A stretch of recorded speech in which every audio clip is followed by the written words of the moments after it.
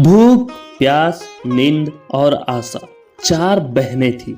एक बार उनमें श्रेष्ठता की लड़ाई हो गई। आपस में जब श्रेष्ठता का फैसला नहीं हो पाया तो लड़ती झगड़ती वे एक राजा के पास पहुंची। राजा ने पूरा माजरा पूछा। सब वहां भी वही बात करने लगी, मैं बड़ी तो मैं बड़ी। राजा ने सोचकर सबसे पहले भूख से पूछा, क्यों बहन, आखिर तुम कैसे बड़ी हो?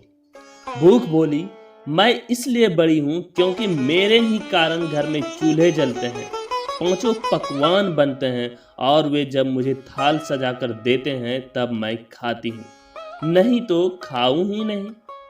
राजा ने अपने कर्मचारियों से कहा, जाओ राज्य भर में मुनादी करा दो कि कोई अपने घर में चूल्हे ना जलाए, पांचों पकवान ना बनवाए, थाल न सजाए। भूख लगेगी तो भूख कहाँ जाएगी।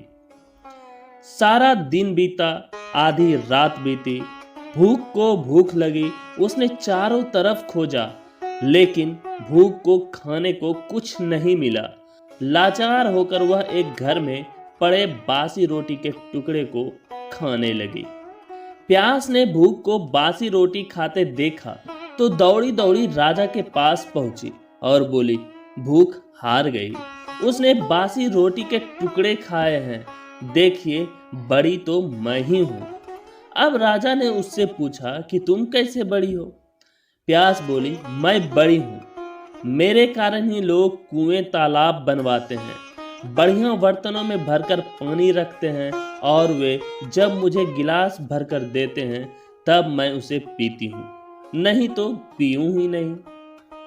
राजा ने अपने सेवकों से कहा, मुनादी करा दो कि कोई भी अपने घर में पानी भरकर नहीं रखे, किसी को गिलास भरकर पानी ना दे, कुएं तालाबों पर पहरे बिठा दो, प्यास को प्यास लगेगी तो देखें कहाँ जाती है।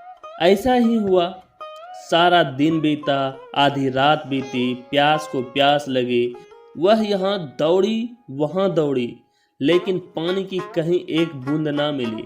लाचार होकर वह एक ताल पर झुककर पानी पीने लगी। नींद ने देखा तो वह दौड़ी दौड़ी राजा के पास पहुंची और बताया कि प्यास हार गई, वह तो ताल पर झुककर पानी पी रही है, इसलिए मैं बड़ी हूं।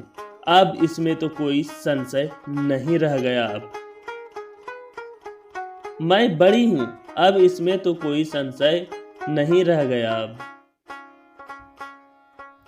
राजा ने पूछा, तुम कैसे बड़ी हो? वह भी बता दो।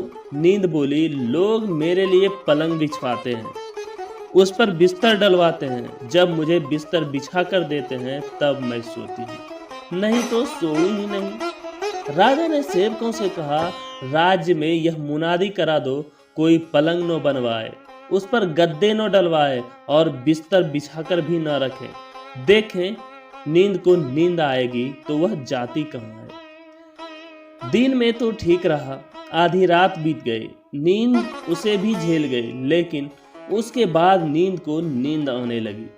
उसने खूब ढूंढा लेकिन बिस्तर कहीं नहीं मिला। हार कर वह उबड़ खाबड़ जमीन पर ही लेट गई। आशा ने राजा को खबर दी। उसने राजा से कहा, नींद भी हार गई, नर्म बिस्तर की बात कहने वाली उबड़ खाबड़ धरती पर ही सोई है। वास्तव में भूख, प्यास और नींद तीनों में मैं बड़ी हूँ। राजा ने पूछा, तुम कैसे बड़ी हो? आशा बोली, लोग मेरे ही खातिर काम करते हैं, नौकरी धंधा करते हैं, मेहनत और मजदूरी करते हैं, परेशानियां उठाते हैं, लेकिन आशा के दीप को बुझने नहीं देते। राजा ने सेवकों से कहा, राज्य में मुनादी करा दो, कोई काम ना करे, नौकरी ना करे, मेहनत और मजदूरी ना करे और आशा का दीप न जलाए।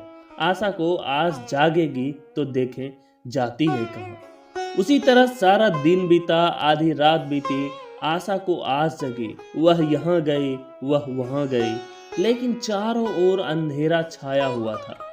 सिर्फ एक कुम्हार टिमटिमाते दीपक के प्रकाश में काम कर रहा था।